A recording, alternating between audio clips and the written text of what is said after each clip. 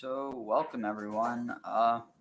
Late as always. Well, not always, but late as usual. Going to start in a moment. Oh, right here. Let's see. In the meantime,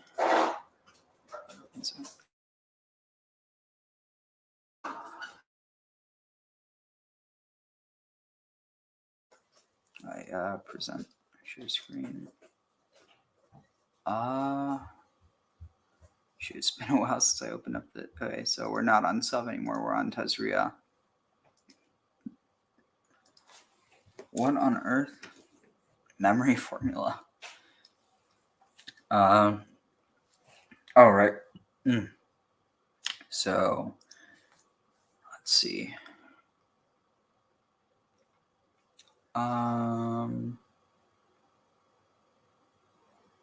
You know what?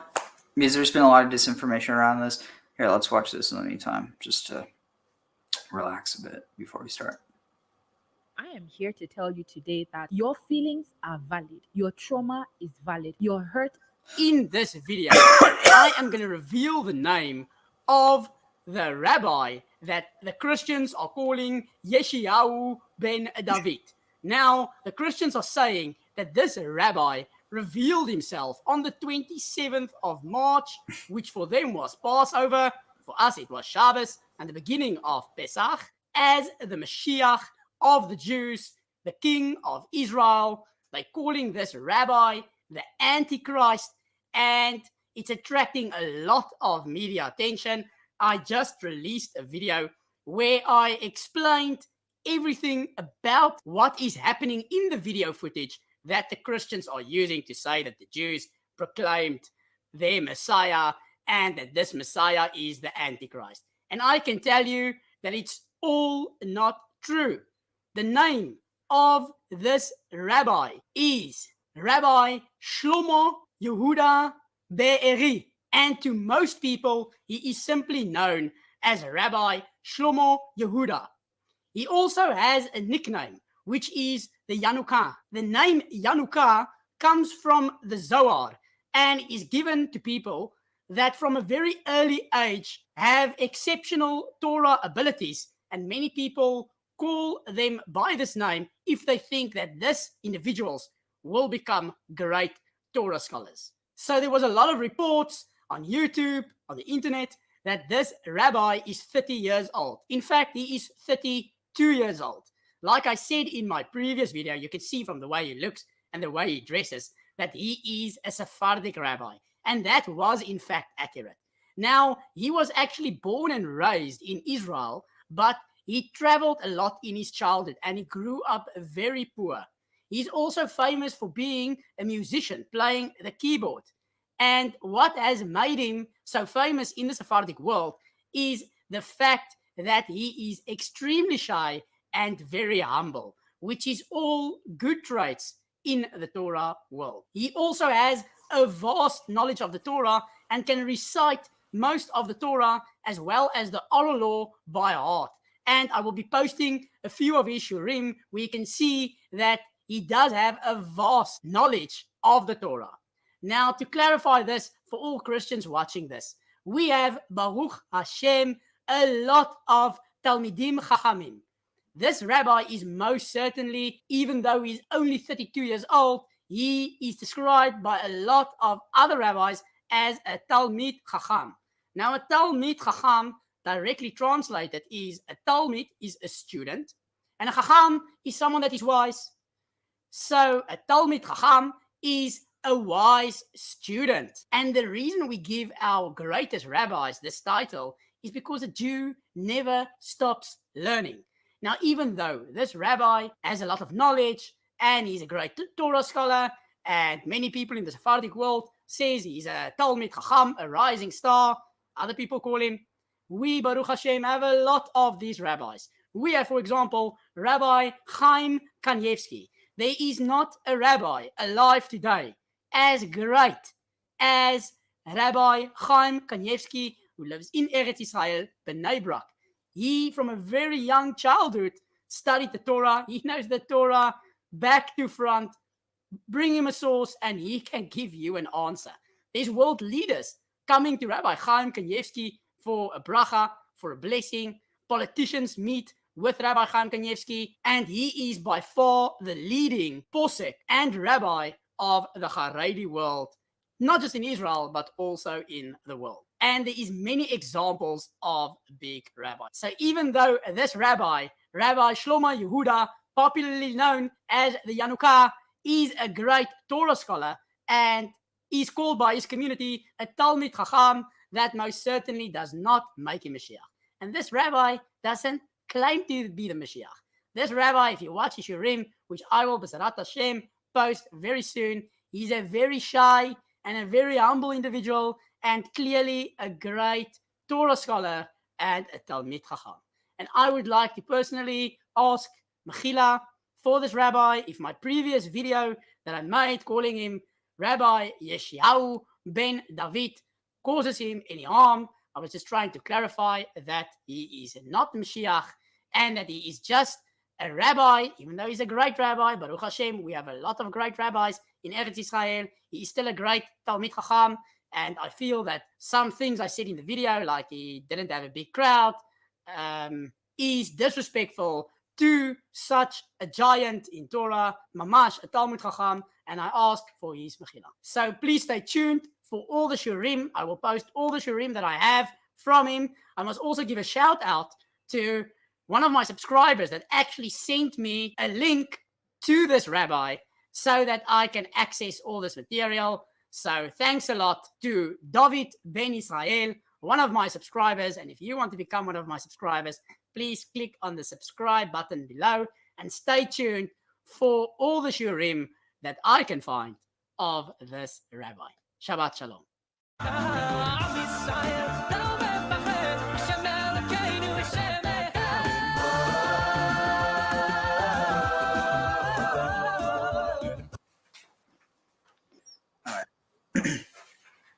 Ah, there's Graham. Hey, what's up? Hey there. Yeah, eventually I'm going to get back to doing normal streams of this, but I'm way behind on an assignment, so I do not have the time to do that. You can only do what you can do. Oh, dang it. What? This wasn't... one moment. Let's see. Oh, wow. I didn't even realize. So this guy, I wouldn't have known if he hadn't had it in his YouTube channel name, but that, was this the Jewish convert? He's done some of the best, some of the best horror reading I've ever heard. Then again, I mean, maybe this is the most attention I've ever been, like consciously giving to. Okay, let's see, where is it? Here. There we go. Okay, share this tab, and then paste. So yeah, the Jewish convert. He, I think there's even. I might be getting this slightly wrong, but I think there's even a tradition around Rabbi Akiva, one of like the most famous Torah scholars, actually being a convert. Let's see, playlists. Does he have it by Leviticus? Bible study, maybe. Shalom, everyone. In this video, No. Oh, this one. Torah study. today we're basically just going to look at the written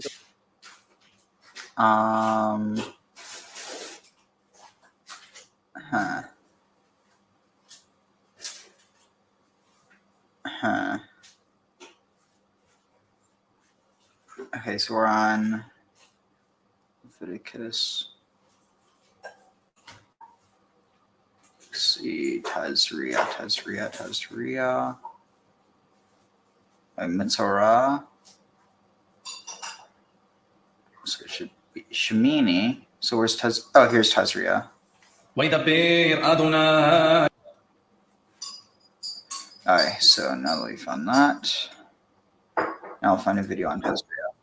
Anyway, how's your week been? Very weird. I got a call on some. What? Oh no, I was going to say good weird or bad weird. Well, I don't consider weird either good or bad. It's usually a combination of both. Yeah, this was one where I got a call Sunday night from one of my brothers, which was shocking to me. Because, as I've told you, I thought all of my siblings had conspired against me. Well, apparently it was only 2 out of the 3.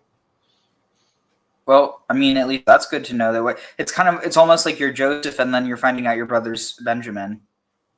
Yeah, and it's sort of like a, that's the good side is, he's not totally evil. The bad side is they're doing the same sort of shit to him that they are to me. Well, that part's unfortunate.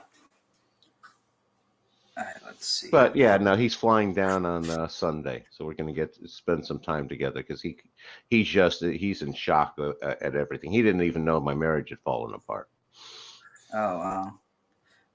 So yeah, that does sound like the truest definition of weird. It doesn't quite. I mean, it's a little bit of both. It's like a bittersweet. All right, let's see. I'm trying to find what was it? Parsha schedule 2024. Let's see.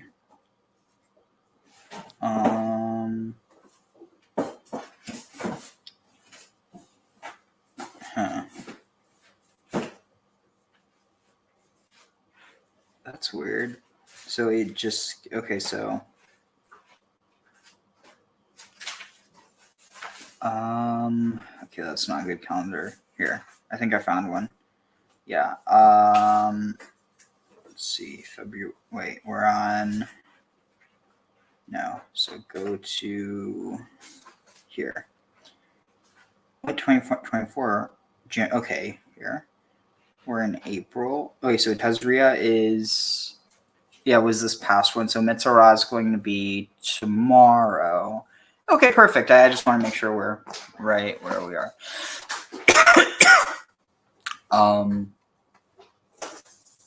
Let's see.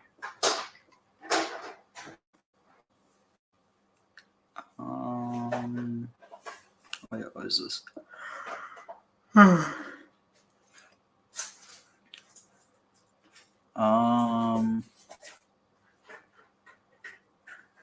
Actually, let's see. 𝐕𝐵𝐷 usually is something good. Oh, wait. Right here.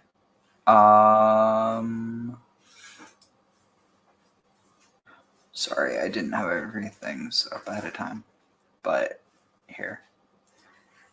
Switch account. Here. Okay. And then what channel was those? Oh, right. It was Parsha Rabbit Hole. Parsha Rabbit Hole. Here.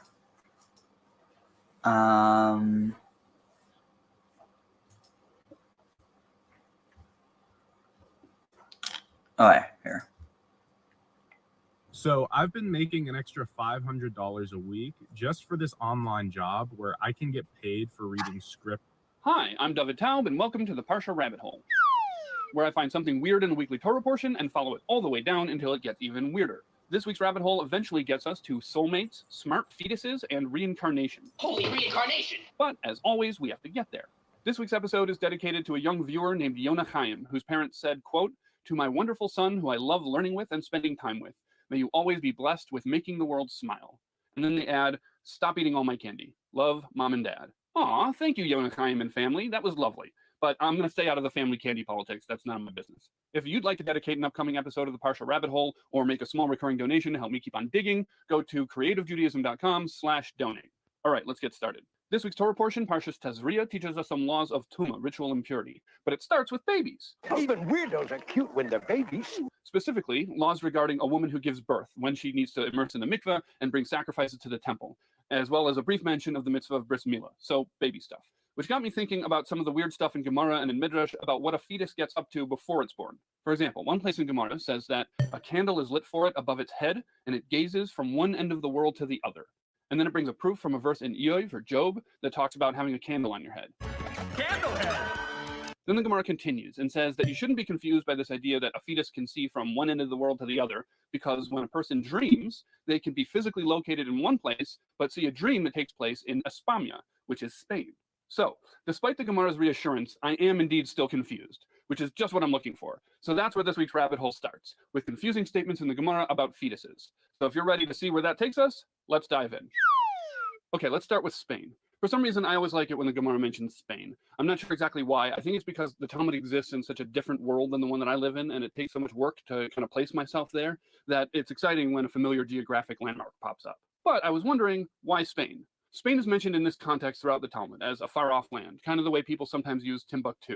So I asked some friends of mine who are smarter than me why they thought it was used this way, and they pointed out that up until the discovery of the Americas in the late 1400s, Spain was pretty much the edge of the world for the people who weren't living past that edge. There it is, the edge of the universe. And in ancient maps, you can see that very clearly.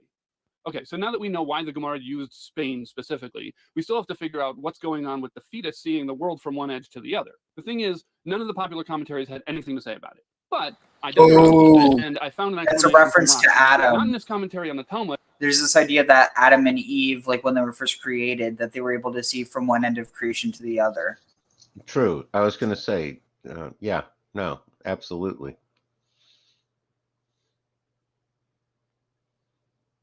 Oh, I was muted this time, right? You weren't able to hear all that? No, I heard you. No. I mean, like this.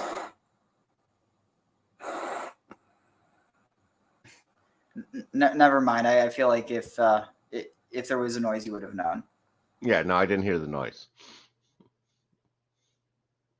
But in a lesser-known book called Sefer HaPardes, he says that the reason why the Gemara makes the dream comparison is because just like a person can wake up from a dream and have no recollection of what they saw in that dream, that's how it works with a fetus. So that explains why we don't remember our prenatal exploration of Spain, but it doesn't explain why it happens. It actually makes it even more confusing, because if we don't remember it, then what's the point? But don't worry, because it gets even more confusing. A lot of you have probably already heard this next thing before, but I couldn't not include it. The Gemara continues and says that the fetus actually learns the entire Torah while in the womb. And then it brings a couple of verses as proof. But then it says that as soon as the baby is born and it enters into the real world, an angel comes and hits it and makes it forget the entire Torah. So like I said, this is pretty well known, and you've probably heard it before. You've probably also heard that that's where the philtrum comes from, which is that little indentation in the upper lip. And I've heard a lot of people quote that Gemara as saying that the philtrum is the mark left when the angel takes away all of the Torah knowledge. But the Gemara doesn't actually say that. And there's really no the real dogs source know for it. Torah It's as just well. a thing people say. Or maybe we all just collectively forgot the source for it when we got this thing. Touched by an Angel after 60 Minutes, CBS Sunday. But even without the philtrum origin story, the Gemara is plenty weird. First of all, it seems from that thing from Rashi earlier that the fetus doesn't remember its visions of geography just because that's the nature of the experience, like a dream. But in the next part of the Gemara, it seems like the Torah knowledge has to be extracted by force, which is an interesting distinction. I don't have any explanation for that, but if you do, please put it in the comments. But the main question on all of this is, what is the purpose of those experiences if we have no memory of them? So I dug around and found an answer from Bnei Yissaschar, which is a Hasidic work from the early 1800s. I actually found some other answers too, but I like this one the best because it has a fun analogy at the end. He says that Torah by its nature is beyond the comprehension of human beings. And without divine assistance, we would never be able to access any of it. But if God just gave it to us, then we wouldn't have earned it, and it would mess up the whole reward and punishment system. So we have to forget it all so that we can acquire the knowledge of Torah through our own free will and our own effort. In which case we're back to square one. What's the point of learning it in the first place? And the answer is that it's because some of the residual effect of that Torah knowledge remains engraved in us. That's a gift to us from God, but then it's up to us to bring that from potential into actuality throughout our lives. But without that residual Torah that's given to us by God, we would have no way of accessing any of it. And then he gives an analogy. He says it's like a fish that swims in the water. No matter how much it works and strives and trains, it will never be able to fly through the air like a bird. Okay, so first of all, like I said, I love that analogy. The imagery is fun, but it also means that according to the Bnei Yissaschar, we are the fish that can fly through the air. Every time we learn Torah, we're doing something humanly impossible. What most humans generally find impossible to understand. And the reason that we can do it is because of our fetal study sessions, which I think is very cool. Okay, so now we're going to move on to a different Gemara about marriage. It says that when Reish Lakish would teach the laws of a soita, which is a woman who is suspected of adultery, he would preface by saying that heaven matches a woman to a man based entirely on his actions. Then the Gemara adds in the name of Rabbi Yochanan that making a match is as difficult as the splitting of the sea when the Jews left Egypt. Okay, so we're going to ignore how something can be difficult for God. There's a lot of interesting explanations on that, but we're just going to leave it be because we've got to get to the fetus connection. The Gemara then asks a question from another statement about how matches are made. It says that 40 days before a fetus is formed, a baskol, a heavenly voice, declares, the daughter of so-and-so will marry so-and-so. And then some other declarations about that fetus's future property ownership. So the question is, which one is it? Is the match based on your actions, or is it destined before you're even born? So then the Gemara gives an answer, and it says, it's not a problem. The heavenly voice declares the match for a first marriage, and then a second marriage is determined by one's actions. Now, you could ask, why not both? God knows everything, right? So why can't the match based on your actions be declared before you ever even do those actions, before you're born? You want a piece of gum? If I do, it's only because I was predestined to want a piece of gum. Whoa. Rashi answers this with a statement from another Gemara that everything is determined by heaven except for the fear of heaven. In other words, when it comes to decisions of right and wrong, that decision is yours and it's not predestined. So therefore, before a person's even born, before they've lived their life and made decisions, there's no way for that heavenly voice to declare who their match should be based on the decisions they haven't made yet. Which then leads us back to the Gemara's answer, that the first marriage is declared before they're born, and a second marriage, after they've lived their lives for a while, is determined by their actions. But what about this bit about it being as difficult as the splitting of the sea? That's the second marriage, the one that's based on a person's choices and behavior. So what's the big deal? Just do the math and figure it out. There's a whole heavenly court system put in place for just this sort of thing. They've got scales and everything. According to Rashi, the problem is because the second time around, it's purely a calculation based on actions, but they're not soulmates. That's the first one. So that's why it's so. What are these scales? Is it Libra? Like the constellation Libra is the scales of heaven? I honestly wouldn't be surprised if that was a belief. Oh, I guarantee you somebody out there believes that. It's like, and this is Libra, and if you look up to your right, to your top right, you can see God judging the world. It's like, I just see a bunch of shiny things. It's like, trust me, he's judging us.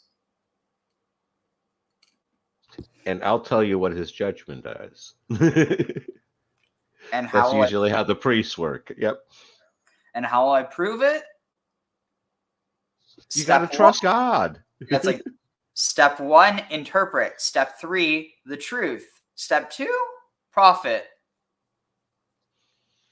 And How are I you didn't spelling profit? both ways. Or alternatively, yes. I don't know what's up with this today. It just looks extra bulky. I don't know. Anyway, oh, that's better. So difficult because they're not destined to be together. Now, if that answer bothers you, don't worry, because I've got one that will bother you even more. This is from Shita Mikvah, which is a 16th century compilation of commentaries on the Talmud.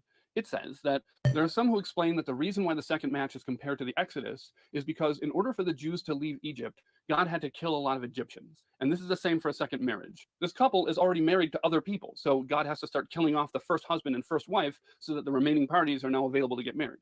Well, so like I said, that's pretty don't much. One of the worry. technical things is that Nowadays, it seems like this answer only addresses with nowadays, plenty of marriages happen without spouses dying. There's just a lot of divorce, which I guess is better than people getting killed, but you know, it's not fun. I don't know. It's just it's really interesting to think that it's written in a way where it's like talking about like comparing the second wedding to like was this to kill to was this to basically a massacre. It's almost like a red wedding because it's like, well, how do you have a second wedding if you're lawfully? I guess it's also kind of implying, oh well, probably implying a second marriage without a divorce, which I guess you could always have both of them dying off. So in either case, it's kind of referring to God killing off the spouses. But again, nowadays, it's actually probably more likely that the spouse that what would be killed is not anyone, but rather the relationship. Makes sense. Which again, much less bloody, but I'm sure there's some people who when it happens, they'd rather they're like it. Well, I mean, I don't know. I've never experienced it firsthand or even secondhand. So, thankfully for that. But for people who have, it's definitely something that, while it's not a death of a person, it is a kind of death. I was going to say it's a different sort of pain, and it's arguable which pain is worse. Well, if you're dead, you don't feel anything. Well, I know I'm saying the death process. That's usually never a good process. Yeah. Though there is apparently been some research that shows that the death process isn't actually as traumatic as it seems, which, I mean, would make sense from an evolutionary perspective, except for the fact that it doesn't really seem like death would play that much of a role in evolution, if you think about it, because you can't really evolve after you've died. You're not going to be spreading on your genes after you've died. So it's almost like, from an evolutionary standpoint, it almost seems like us not freaking out that, like, I don't know. It seems like it's a kind of small miracle or a huge miracle that death isn't given. I want to clarify. I'm not talking about someone like choosing to do that. That seems fucking terrifying. But in terms of like if someone gets hurt and they're not going to make it, that their body ends up almost like numbing them from the worst part. Again, not the worst parts of it, but like at a certain point, I forget what it was. There was. Now I can't even remember what I was hearing about this, and this was, I think it was in the context of a class or something, but I honestly cannot even remember now. Everything gets jumbled together. But the point being though is that it's kind of, I don't know, it's just like that's one of nature's mysteries to me. Why like the whole idea of like, near death or, like death experiences, that when someone's going through that, like why they experience stuff that's like so out of, the norm. And again, I just don't think that there's really an explanation evolutionarily besides, actually, wait, no, there is. The explanation could have to do, or a theory could have to do with the reaction of those who experience the death. So basically imagine that like if a species when they die start freaking out, maybe that might create a sort of trauma that makes no, but it's like the species would still reproduce. I mean, it might be something to do with fitness, like and again, not fitness within the way most people understand, but ability to fit a niche. Maybe it just goes into the niche of spirituality, that the ability to experience something beyond, and which people see like. I don't know. I just feel that there's got to be something there, because it's something that's at the core of so much religious understanding of the world, both birth and death. No, I agree. And one route out of the problem is not everything is evolutionary. There are other inputs into, how things turn out. Such as?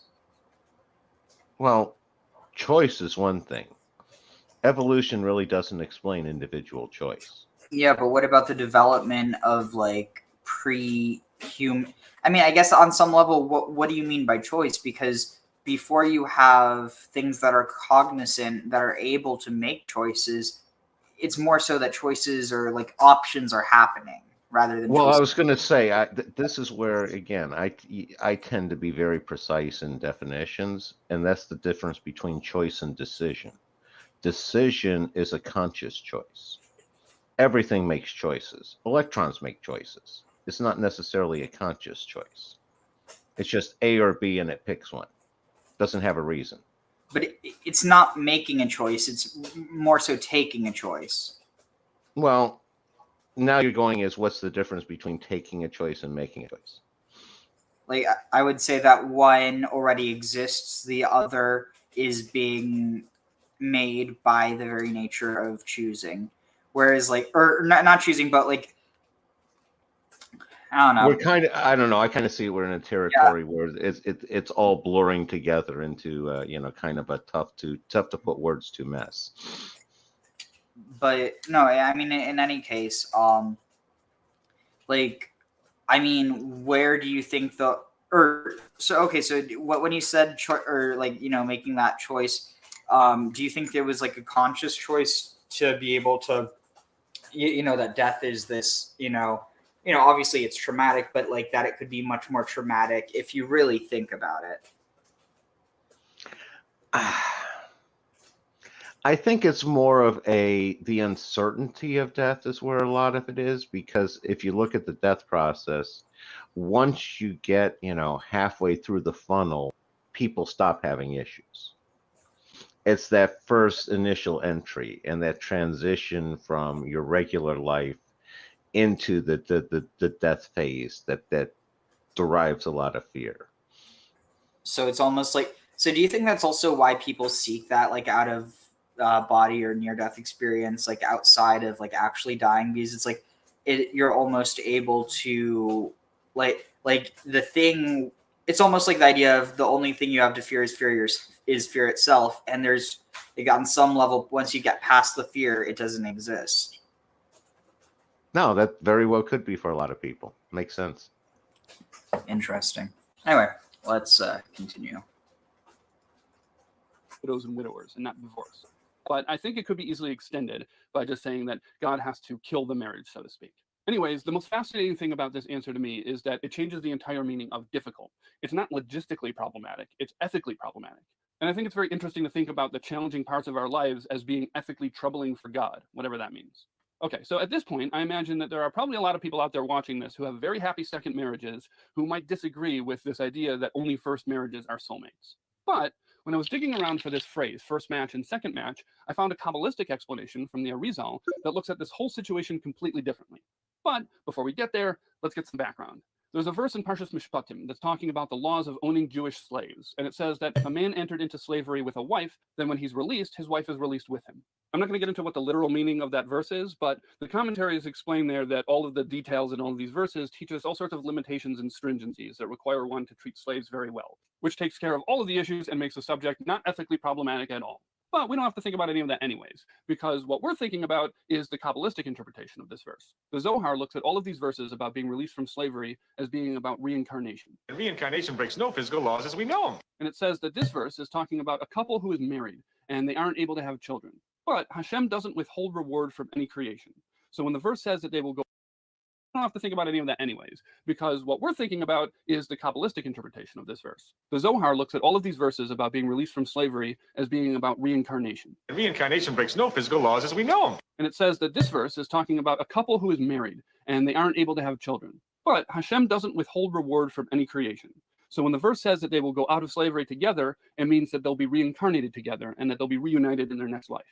Okay, so to me, that's pretty powerful already. But the Arizal takes that and applies it to our first and second marriage Gemara. He says that first marriage and second marriage doesn't mean what we think it means, because we can see with our own eyes that many second marriages are better than the first marriage. So first and second marriage here must mean something else. And he explains that the first time a soul comes into this world, meaning that they haven't had any previous lives yet, it's a new soul, then their predestined soulmate comes into the world with them, and the match is easy. But if they need to be reincarnated, meaning that they made some mistakes or have some unfinished business that needs to be dealt with through another trip back to Earth, then things start getting complicated. Because they made mistakes in their past lives, now there are accusers above in the heavenly court who make it difficult for them to find each other. And even after they find each other, they fight, and it's challenging. And that's what it means when the Gemara says that it's as difficult as the splitting of the sea. Because even though they are destined for each other, they are soulmates, because of their past actions, there's accusers above that are making it difficult. And the reason why it's called a second marriage is because it's the second time that these two souls have been married to each other. Okay, so I really love this. First of all, it removes chronology within a single lifetime from the equation of which marriage is the one that was announced by a heavenly voice before the person was born. According to this, it might take a first or second or third or whatever marriage for two soulmates to find each other, which maybe can feel a little bit discouraging, but I think it can also feel very hopeful. But what I love most about this is the idea of a love story that spans multiple lifetimes. And that even when a marriage goes through difficult times, that doesn't necessarily mean that they're not meant for each other. It could just be that there are angels with grudges and baggage from previous incarnations that they've got to get past. All right, that's it. That's the rabbit hole. As always, if you have any questions or insights or things I missed, put it in the comments. Also, I'm thinking about creating a program that teaches people how to do their own rabbit hole style learning. So if that sounds like something you might be interested in, please let me know in the comments or reach out to me on creativejudaism.com. Thank you for following me down the rabbit hole. If you can't find your way out, maybe you will in your next life. Can't go? Do this. I'm sorry, that gave me a little bit of a existential dread, not gonna lie. Any thoughts on that? Not really. I don't really have much in the way of existential dread. Yeah, but you've had quite a bit longer to deal with that than I have. Yeah, I guess part of it is I my father taught me with the approach of the only thing you have to do in life is die, so why dread it? Yeah, I'm pretty sure if my dad would have taught me that, it would have just given me more existential dread. Well, it might have, but then again, I had a grandfather who took me to watch a cow get slaughtered and turned into meat, from live cow to meat when I was 5 years old. So it's what you do on a farm. Wait, so is that the farm that they're talking about whenever they're like, oh, your dog's fine, it just got sent upstate to a farm? Is that the farm they're talking about? Not necessarily the one that my family ran, but I'm sure there are some that do. Yeah, could be. Some less than scrupulous meat producers who are like, well, they just pay a vet, or was it like a kill? No, it's horrible, but pay a vet for all the. It's too dark of a joke. I'm not like. I'll go even darker, Ariel. It's sort of like some manufacturer out there who got confused and thought dog food was food made out of dogs. Okay, that's not as. I mean, it's equally as bad, but it just doesn't sound as bad as how I was going to say it. So thank you. You're welcome. And also, shame. But no, in all seriousness, I don't know. When it comes, I mean, I don't know, violence against people, it really gets to me, but violence against animals, that really fucking bugs me. And then, I mean, I don't know, maybe it's hypocritical because so much of our society, including myself, eat meat, but I don't know. It's one of those things where part of that's why I really can't have any critique of animal sacrifice, because it's like, well, not that I can't have any critique, but I can't have any critique relative to our own society. It's, I mean, just straight up, the levels that happened in the ancient world, there wasn't as much slaughter of animals as there is now. And I mean, you can have a debate whether or not the sacralization of the ritual actually made it less cruel. I mean, it very well could have done the opposite as well, but on some level, I feel like at least then people were kind of having to face the reality of what they're doing. Whereas nowadays, it's just like, oh, you could have a 9 to 5 job, just, working on a conveyor belt, just doing your job, and like almost just totally dehumanizing. Well, I mean, I guess not. Well, but see, it's interesting how this idea of dehumanizing animals, like, why does something have to be dehumanized in order to be seen as, not worthy of life? Like, why isn't it like, I mean, I don't know, isn't that weird? Like, that, because animals aren't humans. Why is humanity seen as the as the standard for what deserves to be preserved? Well, my answer to that is because humans are the ones setting the standards. I mean, that is the truth, most bluntly. And one of the ways that I prefer to look at it, rather than but rather than, I like personhood rather than humanity. Yeah. And that's what's happened there is even in my lifetime, you had butchers where, I went into a local butcher down here, and it's like, I know the meat's good here because I walk in and I smell the blood because they're doing butchering on site. You don't get much of that anymore. It's basically, you don't have as much personal contact with either the animal or the process anymore. It's just, you're sitting back there and you see the package in the store, and that's it. There's no personal connection. A lot of that whole causal chain is now broken. Tag. Definitely, yeah. Sorry, I'm just mine's in two places at once again. Let's see, where is it? Let's see. Well, we're talking about laws of purity, so here, let's listen to this real quick.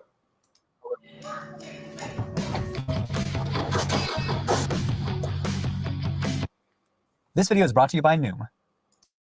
Humans eat a lot of pigs. Over 1.4 billion pigs are slaughtered each year to feed the world's pork industry. But as popular and as tasty as pork might be, pork is a polarizing topic in the world of religion. If you feel disgust at the mere thought of eating pig meat, it could be because you follow a religious pork taboo, a religious dietary prohibition on consuming or even coming into contact with pork in any form.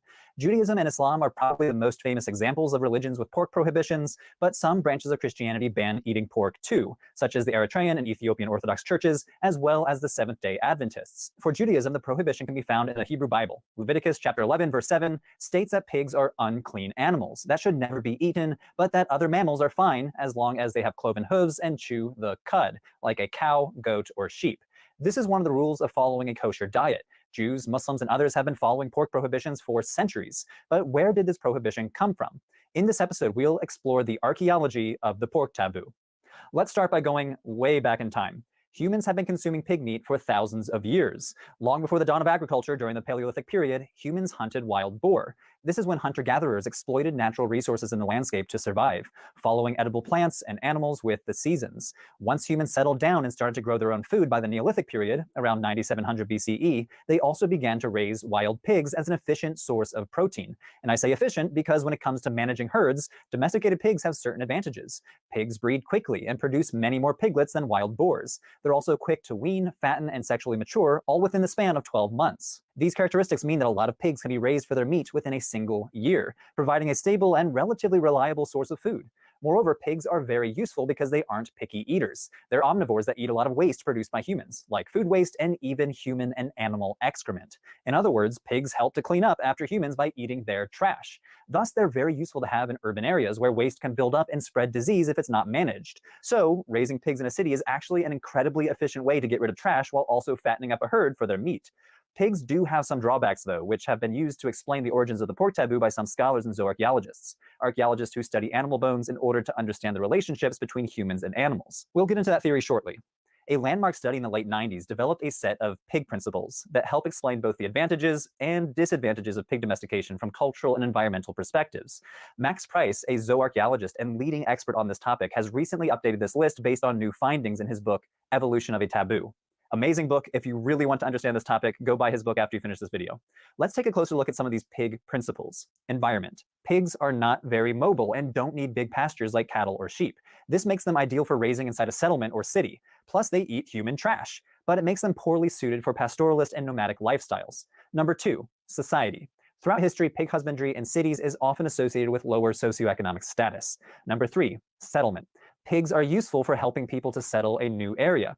Since they can reproduce quickly, new herds can be started quickly with just a few starter animals. And economy. Pigs can be harder to regulate than other domesticated animals for 2 reasons. Their litter sizes can vary drastically. Sometimes a female pig can have as many as 12 or 14 piglets, but it's often much less. Moreover, they don't produce secondary products like wool or milk, which are also valuable sources of taxes and institutional wealth in pre-industrial societies. Thus, governments might encourage raising other animals like goats, sheep, and cows. Well, and finally, health. Pigs carry... I mean, secondary products, if you're only considering that to be like renewable resources, or well, not renewable, but like something that they'll produce multiple times within today's society. I mean, surely they used pigskin in the ancient world, but now, I mean, pigskin literally means football, or not literally, it figuratively means football. You know, throw around the pigskin. It's not usually made out of pigskin anymore, but it used to be. So it kind of raises a question, would that be seen as a secondary resource? Because they're being primarily raised for their meat, not for their leather. So if you use their leather or use their skin to make leather, is that then a secondary resource? Could be. I was going to say, you also have pork rinds where that leather could actually be meat, could be somewhat edible. Wait, pork rinds is literally... Pork rinds, it's fried pigskin. Yeah. So in other words, what you're telling me is that in the same way that they can make skin into leather, that's the same way how they make fruit, which can be turned into fruit leathers, also into actual leather that can be used for clothing or for other fabric uses. Kind of looks that way, yeah. Wait, so what if we're really just sentient plants, bro? Well, again, I'm sure you've heard that, you know, we're sentient fungi, that intelligence is based off of fungus. Well, would we be sentient fungi if because it's like fungi are very intelligent, but it's not necessarily sentient? Yeah. And again, I always try to be a fun guy as much as I can. But I think you're a pretty fun guy. Let's see. So here. Carry disease and are susceptible to parasites like tapeworm that can be transmitted to humans. So how might these pig principles explain pork taboos in the ancient Middle East? Why does the Bible make such a big deal about pork specifically? We know from archaeology that humans raised and ate pigs in the Middle East from the beginning of agriculture. So when and why did attitudes turn against the pig? First, let's focus on the last pig principle, health. For a long time, it's been fashionable to explain the origins of pork taboos as a form of ancient hygiene or disease control. In his book, The Guide for the Perplexed, the medieval Jewish philosopher Maimonides argued that God banned pork because it was unwholesome for human consumption. The pig's habits and its food are very dirty and loathsome. Thus, the law is there to protect God's people. This ancient hygiene theory exploded in 1835 with the discovery of the parasite Trichinella spiralis, which causes the disease trichinosis. This is a roundworm that can cause diarrhea, vomiting, inflammation, and sometimes more serious complications like the inflammation of the heart or lungs. Pigs are a primary, though not exclusive, carrier of this parasite, and you can get it into your system if you eat undercooked pork. As the argument goes, the origins of the pork taboo must have been inspired by ancient attempts to counter these parasites. There might be a kernel of truth to this argument, but archaeologists are not convinced. First, the biblical prohibition says nothing about health. As the archaeologist Max Price says, if ancient Israelite priests had somehow cracked the epidemiological code for trichinosis, why would they keep such a tight lid on their discovery? Why not write, "Thou shalt not eat the pig, for it will give you diarrhea," instead of shrouding it with reasons like, because it has a cloven hoof and does not chew its cud? Second, this theory does not account for the fact that ancient civilizations worldwide thrived on pork as a main source of protein. The Greeks, the Polynesians, people in New Guinea and China, even in the Middle East during the Bronze Age, everywhere pork was a vital source of protein that undoubtedly helped these civilizations to thrive. Any negatives of trichinosis presumably did not outweigh the positives that this extra source of protein provided pre-industrial societies. Remember from those pig principles, pigs have several advantages. Within 1 year, you can raise a pig from... You know, it's interesting because if you look, I'm pretty sure most of the animals that are, most of the animals that are forbidden are also animals that would, let's see. So what are some, I might be wrong, but I'm pretty sure that what it is that again, I might be wrong. I'm kind of forgetting everything, but that in the case of what is it? The animals that are not kosher, they're ones who not necessarily do, but are more likely to, or are not capable, but are like it's within their nature to consume their own kind. Whereas I'm pretty sure that isn't the case with any like healthy, non-diseased kosher animals. But that would actually be interesting. I want that's a discussion for another time. But actually, you know what? I'm going to right now. Yeah, if you want to look that up, I got a quick comment. Yeah. And that's that one of the things I have to disagree with him on is he's trying to sit there and interject facts and reason and rationale into religious rules. And that's not the point of religious rules. In fact, a lot of the point of religious rules is you're doing it because it makes no sense. One second. So listen to this. So kosher animals, cows, sheep, goats, and deer. None of those, if healthy, I mean, okay, I'm not a zoologist. Maybe I might be wrong, but generally, healthy of those animals, they're not going to consume their own kind. Whereas examples of non-kosher animals include pigs. They'll eat anything, including themselves and humans. Rabbits. Also, the other thing is in some cases, it could be argued that the prohibition has to do with perceptions around sexual immorality. But in any case, you have rabbits. Part of it, also another thing could be association with pagan gods. So with pigs, that was typically associated with like Ares, and also especially with the Roman legions. Given, I mean, you could say it's a bit anachronistic, but really with everything becoming enshrined, that would actually be interesting to see like when the kosher laws really get enshrined. But if that's the case, you could definitely correlate the pigs to Rome, the rabbits to I'm blanking on which goddess, but then you have squirrels. I'm honestly not that sure about squirrels, but they can be fucking vicious. Bears. Well, again, some of these it might not. Well, actually, I'm pretty sure bears might eat each other if like one killed another. I really don't know. Dogs, there's some dogs that definitely would. Cats, 100%. I mean, they'll eat humans. Why wouldn't they eat their own kind? Camels, interesting. I don't know why the camel. And horses. Yeah, so I mean, I don't think it really holds up, but definitely, I don't think you're really going to find any kosher animals that would.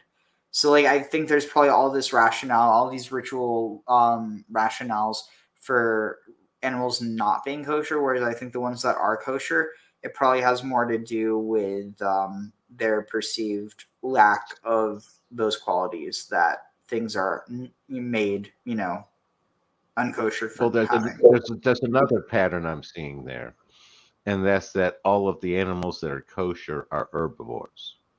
Now, not all herbivores are kosher, but some of the concept might be that that's where it's going. That's where it's becoming meat. It's not a recycled meat. It's not an animal that's eating meat. So therefore, that puts it in a different category. Just a thought. Yeah, I think that's a more succinct way of saying it. I don't think there's a single omnivore that, let's see. Actually, I'm going to look this up. Let's see. I'm just going to, obviously it's not perfect, but I don't want to spend too much time on this. So I'm just going to ask AI. The other thought occurred to me is, are guinea pigs kosher or not? Because they're technically not swine. Interesting. Let's see. Are there any omnivores that are kosher? Interesting. Wait, what? And this is why you shouldn't trust AI. I asked it, are there any omnivores that are kosher? Yes, there are omnivores that can be considered kosher, such as cows, goats, and sheep. In Judaism, animals must have cloven hoof. Am I wrong? Are cows omnivores? I mean, you can feed them other stuff, but that's not what they're going to eat in nature. They're just going to eat grass. I mean, they're an ungulate. Yeah, I just had it correct itself. It was wrong. Wait, are there any omnivores? I mean, this is actually really interesting. Let's see. Oh my. You could break it down to just meat eater. Yeah. All right. Let's see. Let's see. Is there? Yeah. Within the context of kosher dietary laws, there are no specific omnivores designated as kosher. Boom, you got it, Graham. Yeah, pattern recognition's useful for something. If you eat meat, you ain't getting eaten.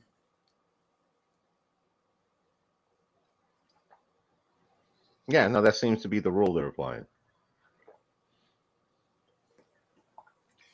And so I have a feeling that probably, oh, that's got to be it. So if you look at the whole idea of, some deities being portrayed with the symbolism of different animals, it's possible that some of their worship actually emerged within the context of people like revering different animals, like the spirit of an animal, but kind of just embodied within all of the animal species. And so within that context, I wonder if these ideas of offering up, burnt meats as a pleasing smell, what if they were literally offering this to animals, and it was almost like an early form of animal taming, either to appease them so that these animals would like develop healthy or not healthy, that they would develop positive relationships or associations with these people that would feed it, and so they would potentially leave them alone or even go as far as to protect them from danger. I mean, like it's a bit of a stretch. I think a lot of it's symbolic, but it does kind of raise a question. I mean, like, you probably have you at the same times that you're having the development of human society and the the domestication of certain animals, that's also around the same time that you're probably having some of the first spiritual experiences really taking off. I mean, like, because it seems like as soon as humanity becomes aware of itself, that's when these discoveries are going to start to be made, because that's when you're going to realize, like, hey, we don't have to just run from these animals. Some animals, we might actually be able to get them to run with us. I don't know. I really think that, especially there is this idea that like you have it with Daniel in the lion's den, you have it with Joseph in the pit, that like what wild animals do, the animals that aren't tamed by humans, they're essentially tamed by God. They're in the control of God. And so it's this idea that, like, if you're right with God, I mean, some people would take that a certain way now, but like literally within this ancient context, if you were, the belief was if you appease the gods. Now think about this. If you appease the gods, if you found yourself in like a sticky situation in the wilderness with wild animals, the implication is those animals would help or protect you, or at the very least not kill you. And now if you look at it as potentially you're leaving these offerings, they're going into the air, but how much of this is symbolic and how much of it might actually have a function to it in especially with some of the fumigation. It's possible that that in the case of fumigation, rather than like just leaving out like food as a type of offering and like coming back and seeing that it's consumed, it's possible that the fumigation was actually used to keep away animals from this area because of the fire, the heat, the smoke. Meanwhile, you do have this idea of like the meat sacrifices or the burning meats, and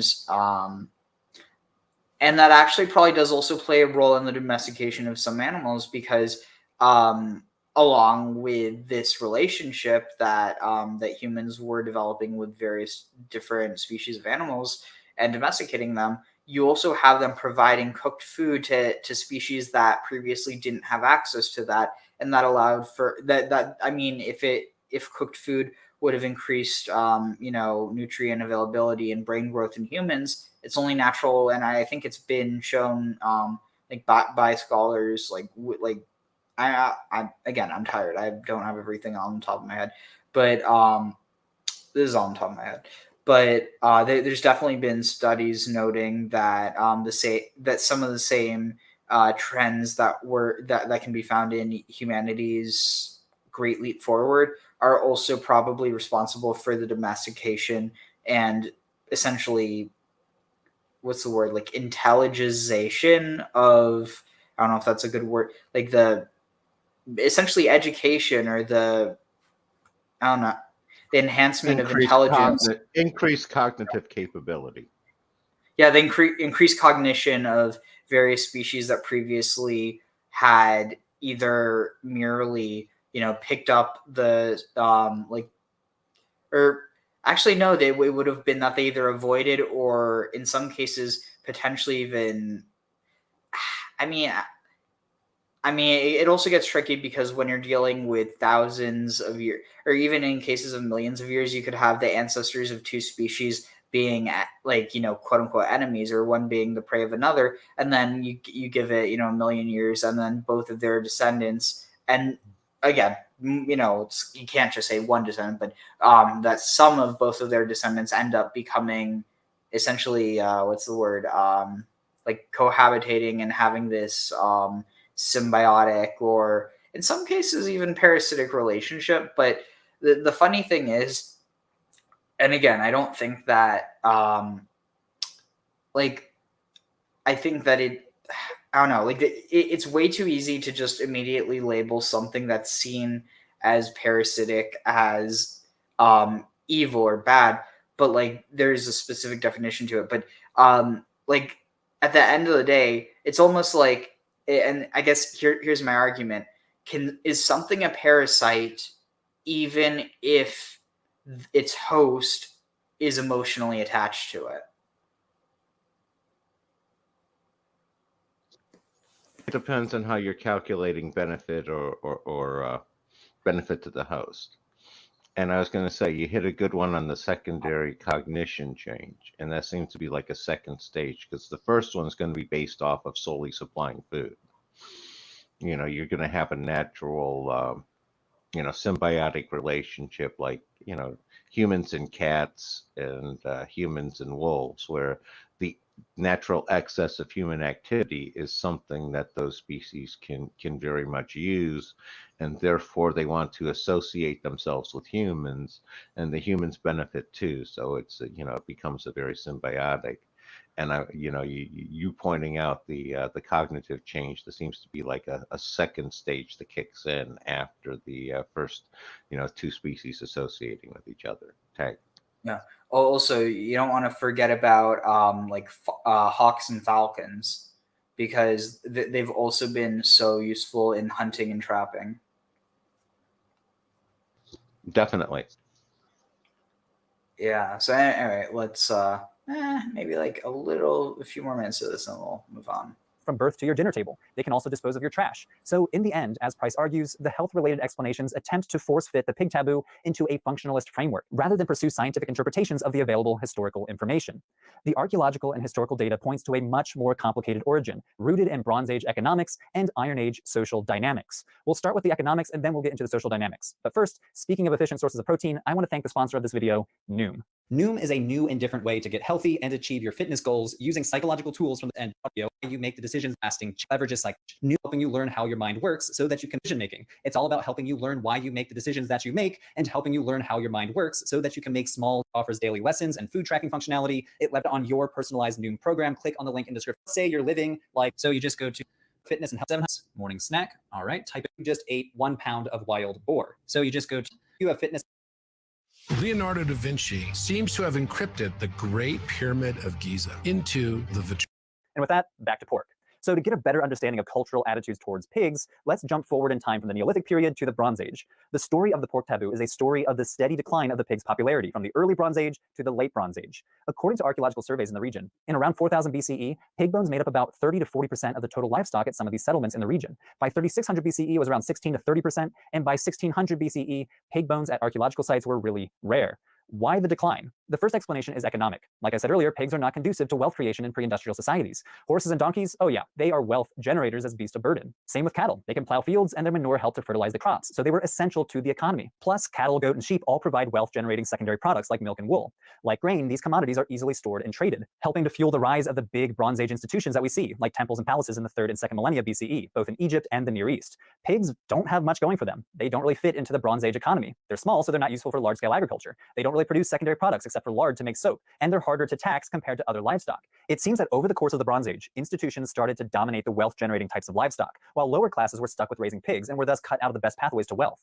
This process was gradual, though. At first, pigs were really popular, both economically and religiously. The early Bronze Age was the time of the swine. A Sumerian cuneiform tablet found at the site of Zabala in southern Iraq from around 2200 BCE records 22 jars of pig. Sumerians were really popular, both economically and religiously. The early Bronze Age was the time of the swine. A Sumerian cuneiform tablet found at the site of Zabala in southern Iraq from around 2200 BCE records 22 jars of pig fat, which was probably used to make soap for processing wool into textiles. Each jar contained 18 liters of lard, which translated to about 396 liters worth of the stuff. According to Price's calculations, it would have taken at least 45 adult pigs to produce that much lard, meaning that ancient Mesopotamian institutions must have managed large swine herds earlier in the Bronze Age. When it comes to religion, a 4th millennium tablet from the Sumerian city of Uruk mentions 2 temples owning a herd of 95 pigs, and at the site of Tel Mozan in northern Syria, archaeologists discovered a huge sacrificial pit dating to around 2300 BCE that contained 60 sacrificed piglets, along with some other animals, possibly as offerings to the underworld gods. Around the year 2000, pigs were being consumed at religious feasts in Mesopotamia, and Egyptian temples sometimes accepted pigs as sacrifices. It seems that the garbage-eating tendencies of pigs was viewed as a good thing religiously. Just as pigs could absorb human garbage, the pig could function as a ritual sponge, taking on ritual pollution as a sacrifice. For example, a ritual described on a Babylonian tablet explains how to slaughter a pig as a form of supernatural protection. In the prayer, the pig functions in part as a substitute, transferring evil to itself instead. Just like the demons being transferred into the pig that then drowns itself in the sea. You know, the whole legion thing. Yep. I was thinking the same thing. This is fascinating.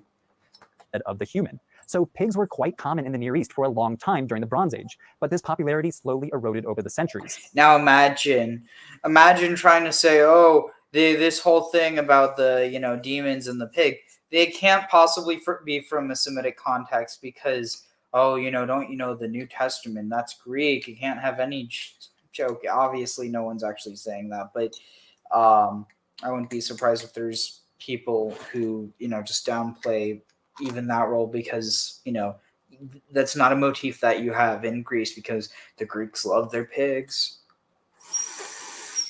I was going to say, for some people, it's all Greek. Hey. Especially in my big fat Greek wedding, everything's Greek to him. To be fair, BCE, you kind of expect that from the title. True. For our earliest archaeological evidence of the Israelites, the cuneiform record indicates that elite institutions mostly stopped raising pigs, including religious institutions. The Hittites in Anatolia banned them from temples. People in Mesopotamia also banned them from their temples, and the Egyptians also seemed to develop an aversion to them. The famous... I'm sorry, what does that sound like?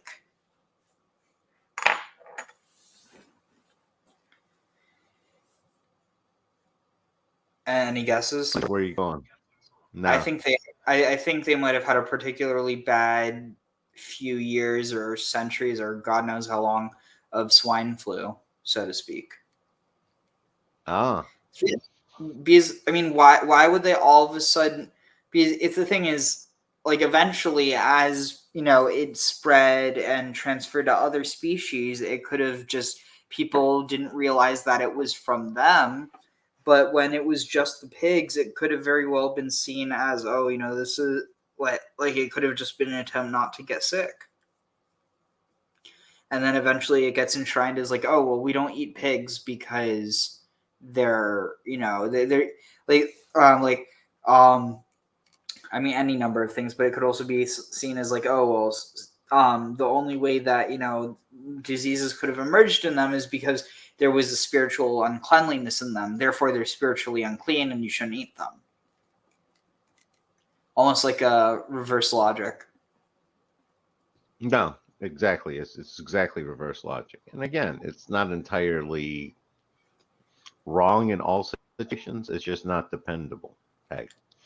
Yeah, and it's interesting because the parasite wouldn't ever evolve to be seen as normal unless it got to no, because then it would have to be like a symbiotic relationship. So the fact that it's a parasite implies that it's not like this evolution of it, whereas with something like a disease, that can evolve to the point that it would be forgotten.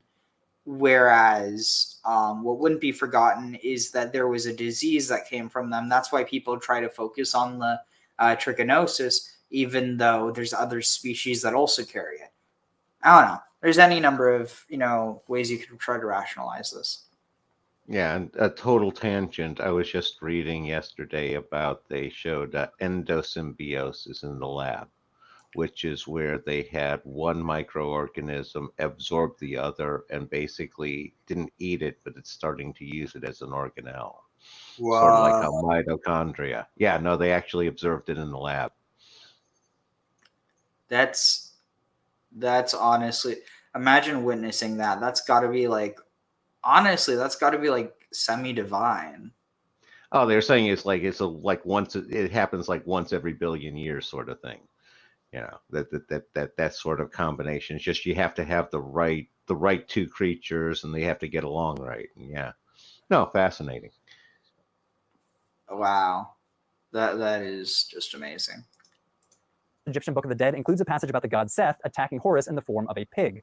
Thus came about the pig abomination for Horus's sake. It was around this time that society started associating them with filth and pollution, while in earlier centuries the pig's tendency to eat garbage was viewed as a... I wonder within that context, is it possible that this idea of the abomination of desolation was actually the sacrificing of pigs in the temple in Jerusalem?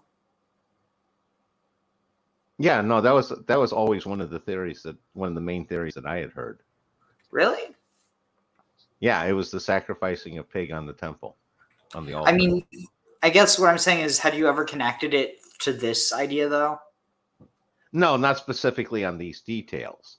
I'm just saying that was what I had always heard back in the day was the desolation, was the sacrificing a pig on the altar.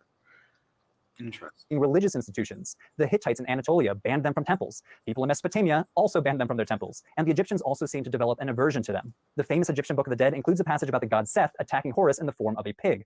Thus came about the pig abomination for Horus's sake. It was around this time that society started associating them with filth and pollution, while in earlier centuries the pigs... And also remember what was happening before the law was given within the narrative. The 10 plagues. And one of those plagues affected livestock. But it's never really like explicitly stated if it was one disease affecting them all or if it was potentially multiple diseases affecting different ones. But I feel like probably it was something like pigs, just because they were maybe more, because they were living in these urban environments, they were more likely to be in contact with humans. And therefore, even if there were other animals that were, sick or whatever, it was maybe like there was less chance for zoonosis to occur between humans and these other animals like bovines and ovids, whereas something like porcines, or is it porcids? Pigs, basically, that they're actually genetically similar to humans, which is partially why they're used in transplant medicine so often. But that being said, it's possible that actually creates for an increased rate of zoonosis, so that even if these other animals also were having diseases, the pigs were seen as maybe more diseased simply because humans were getting more of the pig diseases, not because pigs had more diseases. Like, wouldn't that be wild? If it was literally the human, it's almost like it's basically the equivalent of a husband who beats up his wife because she can't get pregnant, and then it turns out that he's actually the one who can't, who's infertile or something. I mean, it's not a perfect parallel, but you see what I'm saying? Yeah, no, I can see where you're going with that. It's like, you're dirty because you're so close to me and you give me lots of diseases, but you're just as dirty as everyone else. You get me like, it's literally, it's about the relationship with humans. It's fascinating. Again, not to say that's only, I think there's much more to this than that, but it is a level that nonetheless does exist. Tendency to eat garbage was viewed as a good thing. Now it was seen as an abomination. Holy crap, those are some big cojones. Moreover, as low-class, low-wealth generating animals, apparently they were not fit for temple sacrifice. Now, this is not to say that pigs disappeared entirely. People were still raising and eating pigs, but at much lower rates than earlier centuries. In late Bronze Age Mesopotamia, animal bones excavated from archaeological sites show that pigs comprised only around 20% of the livestock. But even then, these pigs were probably used by the lower classes and not by elite institutions. Pigs were even less common in the Levant compared to Mesopotamia, making up only 5% of the total livestock. In other words, pigs were vanishingly rare in the regions that would eventually form the heartland of the Israelite kingdoms. Pigs were also rare in Canaanite cities during the late Bronze Age. Cities such as Megiddo, Tel Khalif, and Beit Shan raised very small numbers of pigs, ranging from only 2 to 11% of the total livestock. This is complicated by the fact that one of the most revered Canaanite gods, Baal, was associated with wild boar, which is a dangerous and powerful creature with tusks that can easily gore a hunter. So this was probably a positive connotation, perhaps meant to emphasize ferocity, danger, and fertility, as well as the masculinity of boar hunting. But largely, the late Bronze Age is a turning point in the development of the pig taboo. Pigs were no longer associated with the urban elite, but instead with the urban poor, perhaps creating a social stigma around raising pigs. When it comes to religion, pigs used to be viewed positively and might even have been valued for their ability to absorb filth and pollution. But now, that filth and pollution was unsuitable for cultic sacrifice. To make matters worse with pig economics, urban living started to contract during the late Bronze Age. More and more people lived in small towns and villages. Thus, the only niche that pigs were particularly good at, eating trash in urban centers, started to disappear as well. Price argues that these economic realities, excluding pigs as sources of wealth, set the wheels in motion for pigs' cultural evolution into an underappreciated animal as temple and palace institutions abandoned them.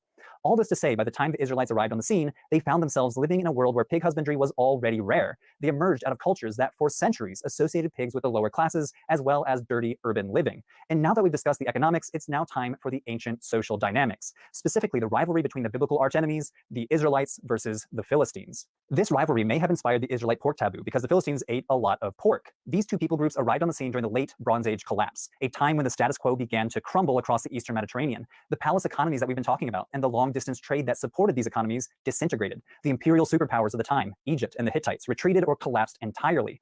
During this time, the Israelites emerged gradually from indigenous Canaanite populations in southern Canaan, sometime around 1200 BCE. Around this time, tiny farming villages started popping up in the highlands, which archaeologists now interpret as the earliest Israelite villages, possibly a mix of nomadic and city-dwelling Canaanites that had moved into the hilly and sparsely populated interior, eventually forging a new ethnicity through a process called ethnogenesis. The Philistines, on the other hand, originated from a diverse group of people who migrated from Greece and the Aegean Islands to settle along the southern coastal plain, also around 1200 BCE. They brought with them Aegean-style architecture, Aegean-style pottery, and Aegean-style cuisine, including pork. Pork was part of the typical Aegean diet, so it was also part of the diets of the early Philistines. Excavated Philistine sites show higher rates of pig consumption during the Iron Age 1 period compared to the surrounding cultures. For example, at the biblical city of Gath, people apparently ate a lot of pork, where it made up around 13% of the meat in their diets throughout the Iron Age. Meanwhile, pork consumption is nearly completely absent from Israelite sites. During the Iron Age 1 period, pigs comprised a paltry 1% or less of the total livestock remains at most of these sites. So even though only a few kilometers separated some of these Philistine and Israelite towns, we see a striking difference in the amount of pig bones at these respective sites. Now, to be clear, the pork taboo was likely not fully formed at this time. Remember those pig principles from before, there are many practical reasons why the early Israelites did not consume much pork. This is why Max Price reminds us that the pig taboo was an evolving cultural element. It did not emerge fully formed. Having said that, some scholars have theorized that this discrepancy between Philistine sites and Israelite sites demonstrates that the Israelite pork taboo was inspired by Philistine pork consumption. Outlawing its consumption was a way to distinguish us versus them. Those evil bad guys eat pork, and we don't. Price essentially agrees with this argument that Philistine pork consumption may have inspired the initial Israelite taboo, but we need to add a few caveats here. First, while avoiding pork may have been an ethnic marker for Israelites, it does not seem to have been an ethnic marker for Philistines. We see variability across Philistine sites. For example, check out the site of Tel Kassil, a small ancient village. Here, pig bones barely registered for archaeologists, making up only 1% of the total animal remains. If we go by the logic that Israelite sites have very few pig bones and Philistine sites have a lot of pig bones, we'd identify this site as an Israelite town, but we'd be wrong. Tel Kassil was a Philistine town. So while it's true that areas with higher proportions of pig bones are usually Philistine settlements, sometimes as high as 20% of the total livestock, this is not true across the board. However, it's worth considering that 20%, that upper ceiling of pig bone frequencies at Philistine sites, was still a relatively low proportion of the diet overall. Remember that back in the early Bronze Age, pigs comprised upwards to 40% of the total livestock at some of these cities. So the data indicates that pork might not have been all that meaningful for differentiating Philistines from everybody else, including the Israelites. From the Philistine perspective, it might have just depended on the cuisine of a particular city. So a pig taboo might have been integral to forming a specific Israelite ethnic identity, even if pork wasn't necessarily central to Philistine identity. But this is not the whole story. In the previous section about the Philistines and the Israelites, we'd been hanging out in the Iron Age 1 period, but the prohibition against pork in the book of Leviticus is much later, dating to the 8th or 7th centuries. This is hundreds of years later than the first Israelite settlements that we were just examining. It would be bad historical methodology to project findings backward from an 8th century text back in time to try to explain 12th century realities. From decades of archaeological discoveries, it's clear that the people composing and compiling the Hebrew Bible had very little awareness of what had happened that far back in time. Granting that the Philistines may have inspired the initial move toward a pork taboo, do we have any evidence from closer to the 8th and 7th centuries that might explain why it ended up in the Bible? The answer may lie in yet another ancient rivalry, the rivalry between the southern kingdom of Judah and the northern kingdom of Israel, the two Hebrew-speaking kingdoms of the Iron Age. By the time Leviticus was being compiled, it seems that the Philistines were no longer eating pork. Over the course of the Iron Age 2 and Iron Age 3 periods, the proportion of pig bones declined at Philistine sites. At the ancient Philistine city of Ekron, pig bones dropped from a high of nearly 20% of total livestock in the Iron Age 1 period to less than 2% by the Iron Age 3 period. Huge drop. At Ashkelon, another major Philistine city, less than 1% of the bones belong to pigs. Scholars have hypothesized that this is because the Philistines acculturated into life in this region, where, as we know, historically pigs were not as popular. But it's a different story with the Hebrew-speaking kingdoms. While the general picture showed that Israelites consumed very little pork, there were some important regional differences. As is often the case, there were some exceptions to the rule, even among the Israelites. At some major cities in the northern kingdom of Israel, such as Megiddo and Beit Shan, pig husbandry actually increased during the Iron Age 2 period, reaching nearly 8% of the total known livestock population. That's a higher proportion of Iron Age 2 period. Major cities in the northern kingdom of Israel, such as Megiddo and Beit Shan, pig husbandry actually increased during the Iron Age 2 period, reaching nearly 8% of the total known livestock population. That's a higher proportion of pig bones than at some contemporary Philistine sites. I'll say that again. By the Iron Age 2 period, northern Israelites living in the major cities like Megiddo and Beit Shan were raising and eating more pigs than many Philistines were. Archaeologists have observed similar patterns at other Israelite cities, such as Hatzor, where pig remains make up around 3 to 5% of the total livestock. These remains all date to before the Assyrian Empire conquered the northern kingdom. A totally different pattern emerges in the kingdom of Judah to the south.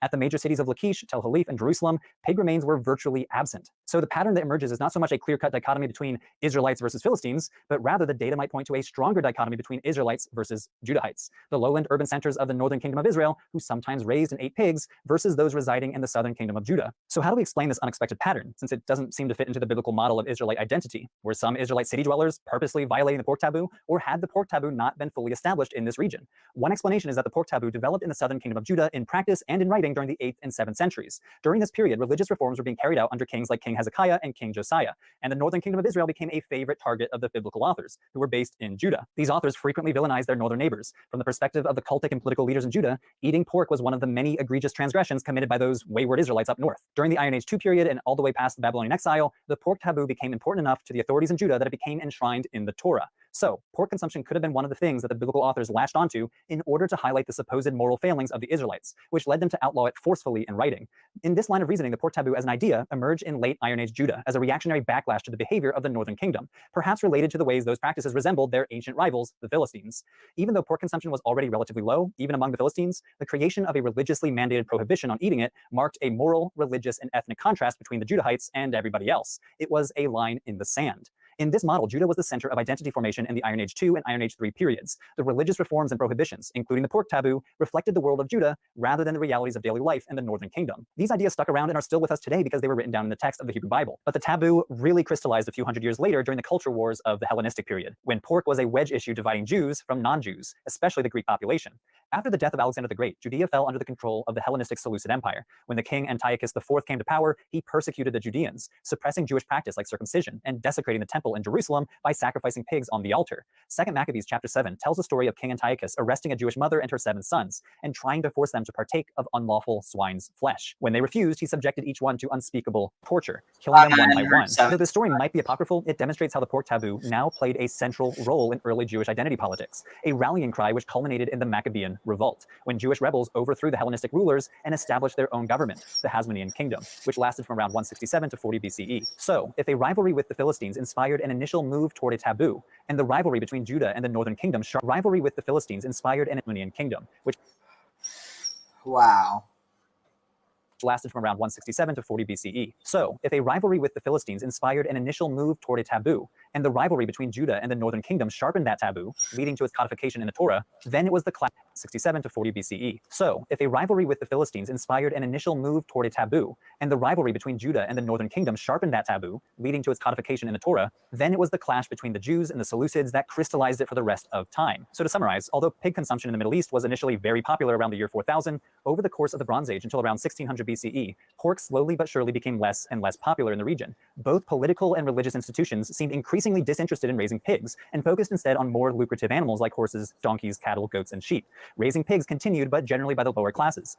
Around the year 1600 BCE, around 400 years before the Israelites emerged as a people, there was a major drop-off in pig husbandry, possibly because it carried a stigma for being associated with the lower classes, also because pigs were not associated with wealth generation, and also because people started associating the garbage-eating tendencies of pigs as something bad instead of something good. The Israelites emerged from this cultural context of pig avoidance, but it wasn't part of their ethnic identity at first until they started to distinguish themselves from Philistines, who did occasionally eat pork. It finally became a codified pig taboo in the Hebrew Bible, sometime in the religious reforms of the 8th and 7th centuries. Some urban dwellers in the northern kingdom of Israel raised and ate pigs, while those in the southern kingdom of Judah almost entirely avoided pigs. Written from the perspective of the Judahite religious elite, it makes sense that the Hebrew Bible thus codifies something that they resented the northerners for consuming. All this to say, the pig taboo is not a static thing. It changed over time. The earliest Israelites in 1200 BCE probably did not care. The taboo is not a static thing, that the Hebrew Bible thus codifies something that they resented the northerners for consuming. All this to say, the pig taboo is not a static thing. It changed over time. The earliest Israelites in 1200 BCE probably did not care as much about avoiding pork when compared to the writers of 2nd Maccabees, where it was a central feature of Jewish identity. What started as much about avoiding pork when compared to the writers of 2nd Maccabees, where it was a central feature of Jewish identity.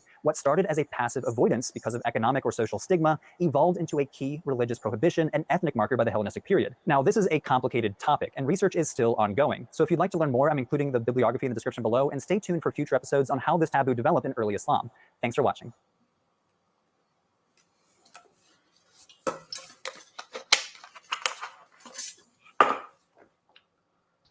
Interesting.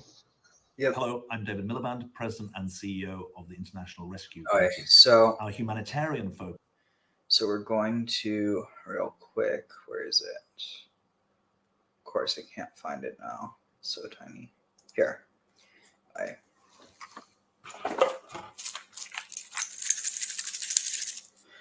Baruch atah Adonai.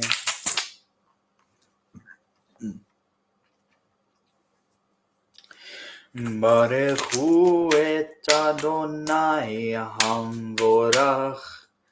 Baruch Adonai hamvorach leholam va'ed.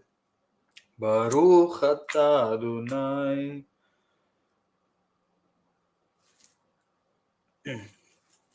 Sorry, I'm gonna start. I had a bit of just drinking some water. I went.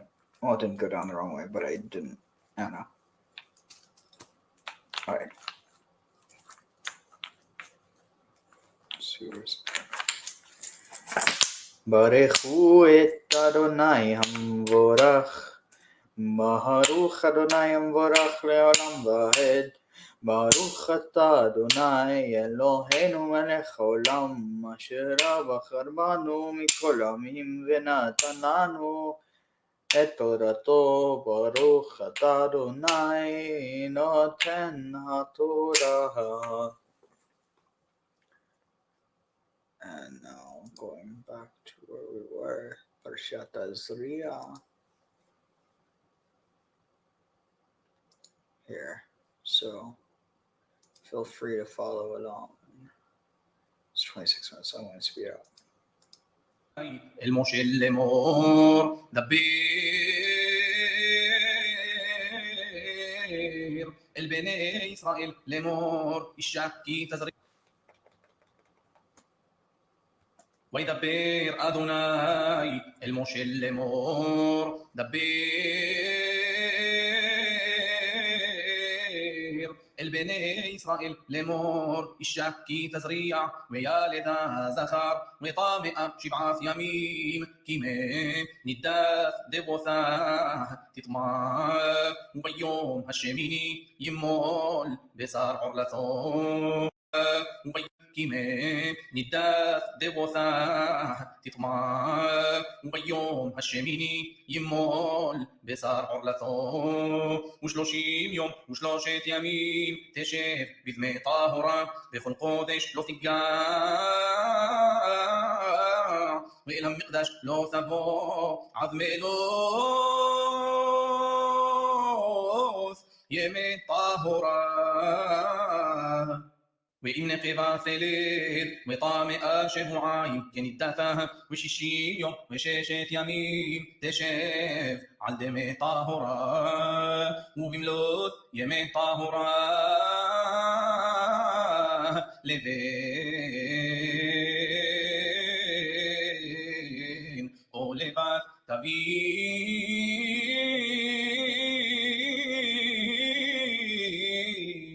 كيبس بن جيناثو لعلا وبن يونا أثور لحطاث البيتا أو المعيد الهكوهين ويقربوا معيد لعلا وبن يونا أثور لحطاث البيتا أو المعيد الهكوهين ويقربوا לפני אדוני וכיפר עליה וטהרה ממקור דמיה זאת תורת היולדת לזכר או לנקבה ואם לא תמצא ידה דסה ולקחה שתתורים או שני בני יונה אחד לעולה ואחד לחטאת וכיפר עליה הכהן وطهيرا ويدبر أدوناي الموشي وإل أهرون لمور أدام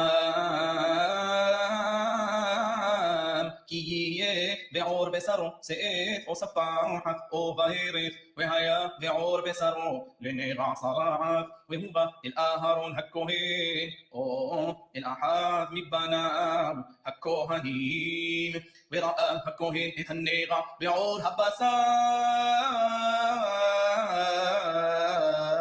وسعار بنيغا هفاق لبان ومرئيه النيغا عمق معور بسرو نيغا صراعته ورآه هكوهين وقمي أثو وإن بهيرت لبنا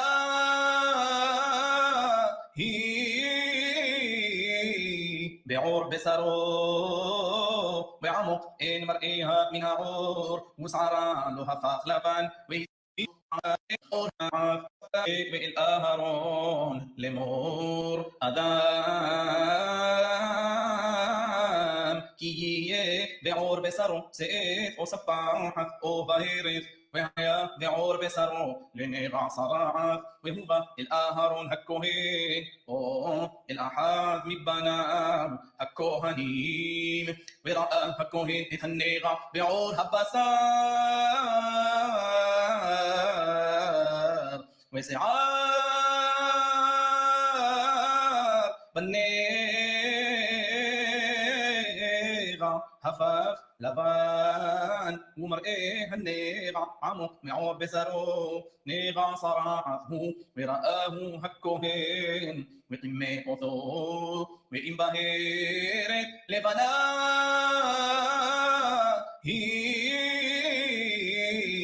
بعور بسرو بعمق إن مرئيها من عور وسعرا لها فاخلفا ويسجير هكوهين إثنيغا 7 يمين ورآه هكوهين بيوم هالشفيعي وإنه النيغا عماد بعيناه لو فساه النيغا بعور ويسجيرو هكوهين 7 يمين شنيث ورآه هكوهين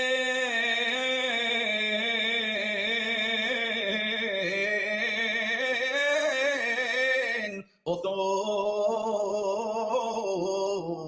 بيوم هالشفيعي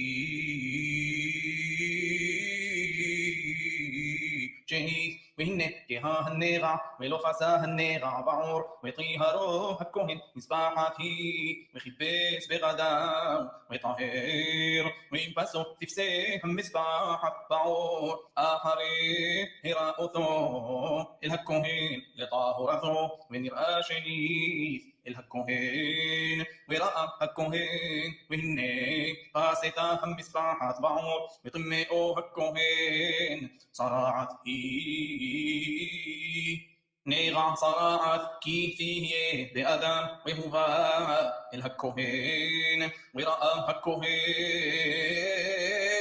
והנה צאת לבנה בעור פסתה המזבחת בעור וטמאו הכהן צרעת היא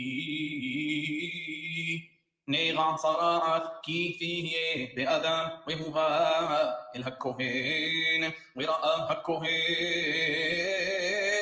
והנה צאת לבנה בעור והיא הפכה שיער לבן ומחיה בשר חי בשאת צרעת נושנת היא בעור בשרו וטמאו הכהן לא יסגירנו כי טמא הוא ואם ברוח תפרח הצרעת בעור וכיסתה הצרעת את כל עור הנגע מראשו ועד רגליו לכל מראה עיני הכהן וראה הכהן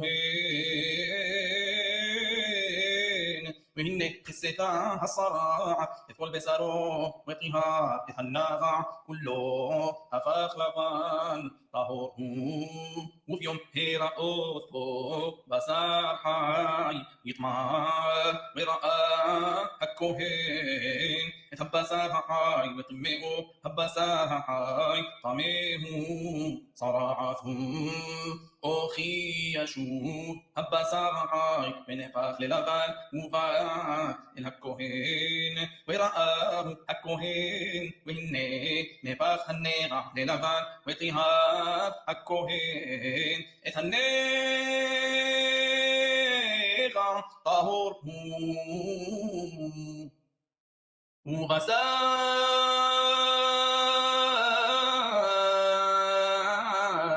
כי יהיה בו בעורו שחין ונרפא והיה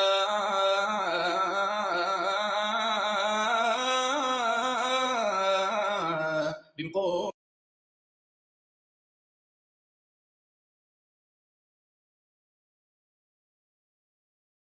So that word that's used right there for pestilence, I think, shechin, that's literally one of the 10 plagues. So I think this is probably a good indication that this is connecting the two. But I don't know. It's just one of my speculations. Wait, no. Let's see, where is it? So I'm trying to find my cursor.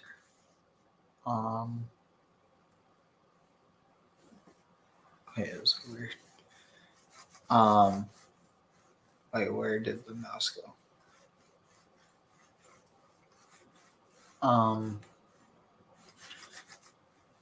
Okay, wait, here it is. Oh, wait, that was actually really weird. Here.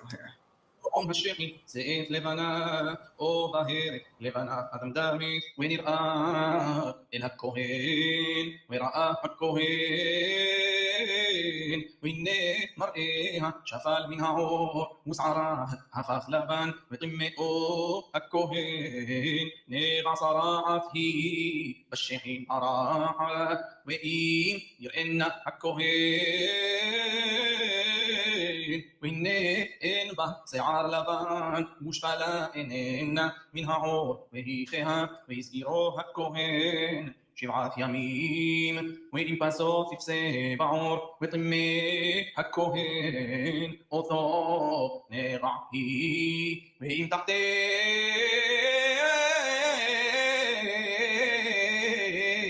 تعمود هبهير لو فساتا صريبت هالشحيني وطيهرو הכהן או בשר כי יהיה בעורו מחוות אש והייתה מחיה אף המחווה בהרת לבנה אדמדמת או לבנה וראה אותה הכהן והנה נפח שיער לבן בבהרת ומראה עמוק מן העור צרעת היא במחווה הרחת וטמא אותו הכהן נגע צרעת היא ואם יראנה הכהן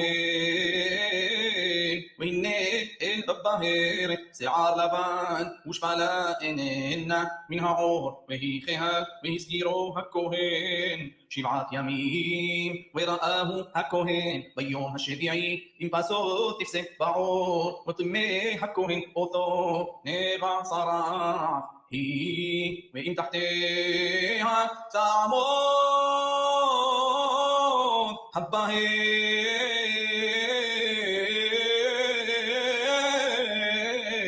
לא פסתה בעור והיא כהה שאת המחווה היא וטיהרו הכהן כי שרף את המחווה היא ואיש או אישה כי יהיה לו נגע בראש או בזקן וראה הכהן את הנגע והנה מראהו עמוק מן העור ובו שיער צהוב דם וטמא אותו הכהן נתק הוא צרעת הראש או הזקן וכי יראה הכהן את נגע הנתק והנה אין מראהו עמוק מן העור ושיער שחור אין בו והסגיר הכהן את נגע הנתק 7 ימים וראה הכהן את הנגע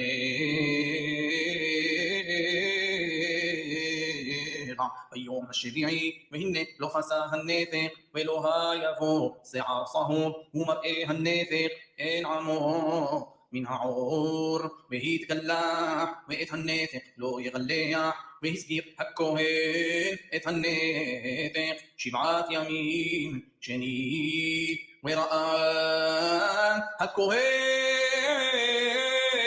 את הנתק ביום השביעי והנה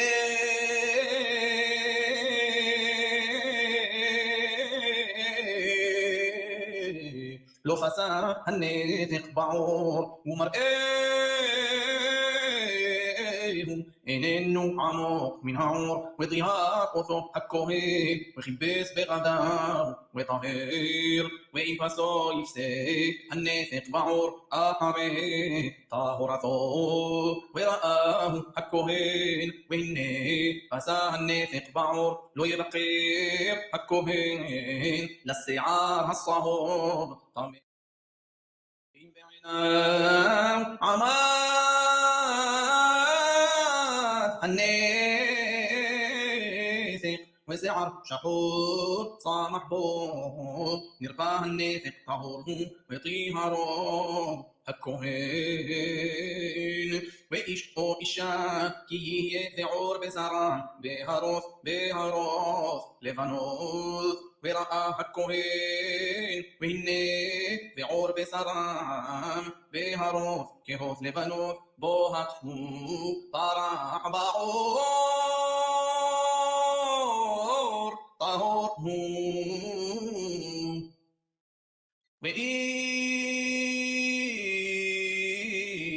כי ימרט ראשו קרח הוא טהור הוא ואם מפאת פניו ימרט ראשו גיבח הוא טהור הוא וכי יהיה בקרחת או בקבחת נגע לבן אדמדם צרעת פורחת היא בקרחתו או בקבחתו וראה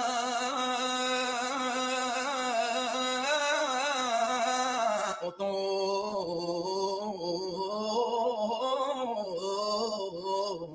הכהן, והנה שאת הנגע לבנה אדמדמת, וקרחתו וקבחתו כמראה צרעת, עור בשר, איש צרוע הוא, טמא הוא, טמא יטמאנו הכהן, בראשו נגעו, והצרוע אשר בו הנגע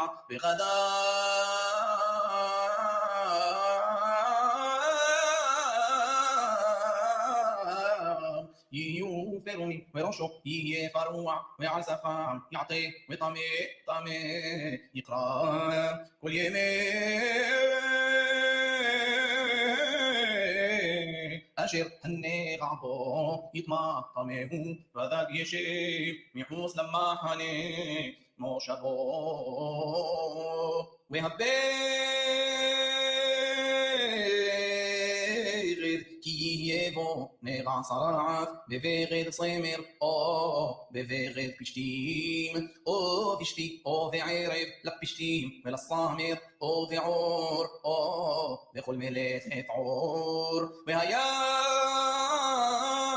הנגע ירקרק או אדם דם בבגד או בעור או בשתי או בערב או בכל כלי עור, נגע צרעת הוא, והוראה את הכהן, וראה הכהן את הנגע והזכיר את הנגע 7 ימים, וראה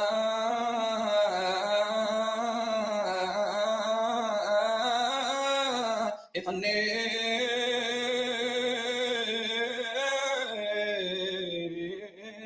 ביום השביעי, כי פסע הנגע בבגד,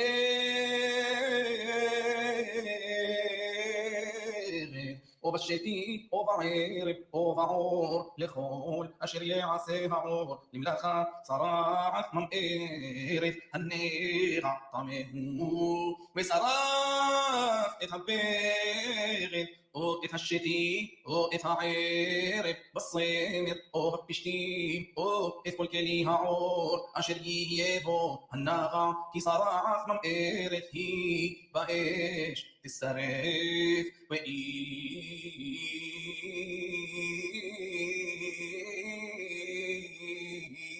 יראה הכהן, והנה לא פסע הנגע בבגד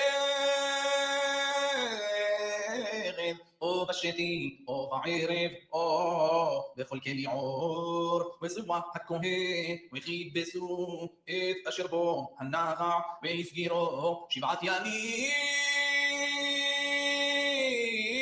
שני או בגדים, יראה הכהן, והנה לא פסע הנגע בבגד או בשתי או בערב או בכל כלי עור, וזרוע הכהן וכיבסו את אשר בו בכל כלי עור, וזרוע הכהן וכיבסו את אשר בו הנגע, והסגירו 7 ימים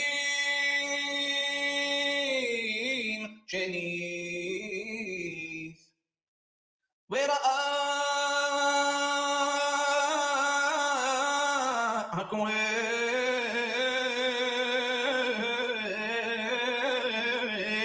אחרי הוא מקבס את הנגע, והנה לא הפך הנגע את עינו, והנגע לא פסק, טמא הוא, באש תשרפנו, בחסד היא, בקרחתו או בקבחתו,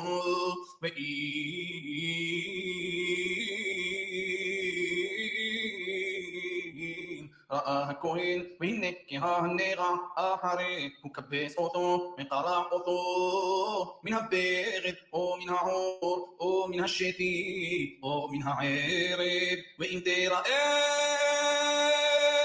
עוד בבגד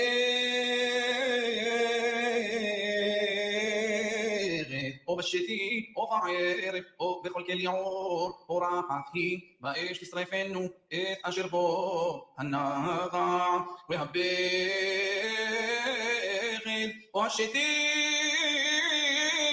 או הערב וכל כלי העור אשר תכבס, וזר מהם הנער מכובס שניף, וטהר זאת תורת נגע זרעת, ברד הסוהר או הפשתים או השתי או הערב או כל כלי עור לטהרו או לטמאו. What's up, Fan Bammers? Welcome back to another Phillips Fan Bam Games video. Today, this is Priorities. One of our וידבר אדוני.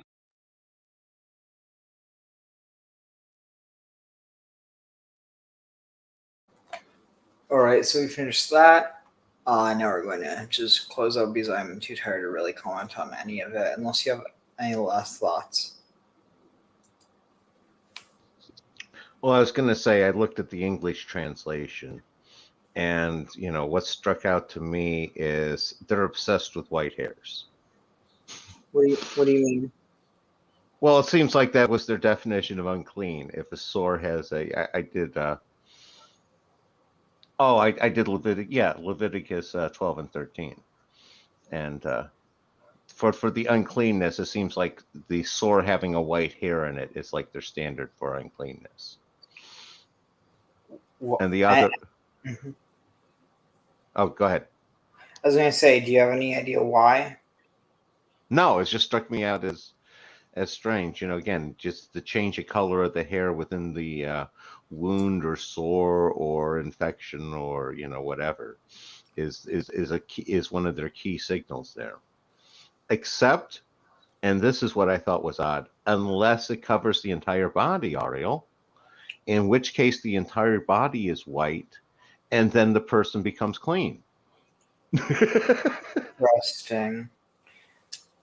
Anyway, wow. Yeah. Anyway, that's what I found interesting. We can talk about it next time or something. Definitely. All right, so on that note, let's see, where is it? Here.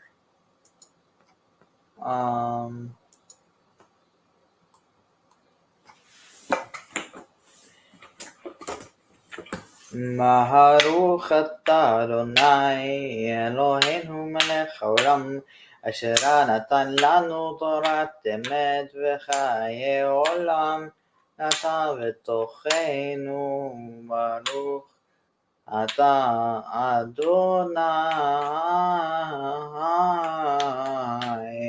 נותן התורה.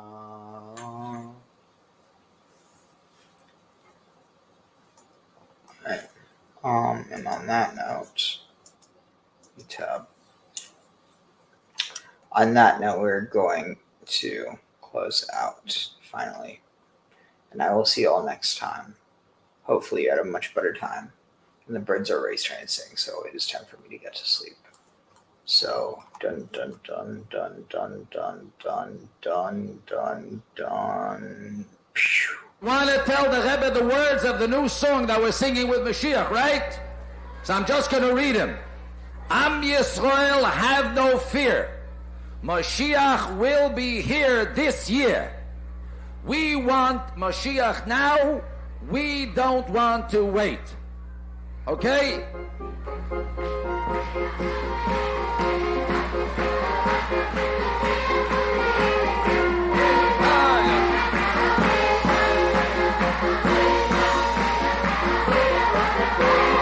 We want Mashiach now. We want Mashiach now.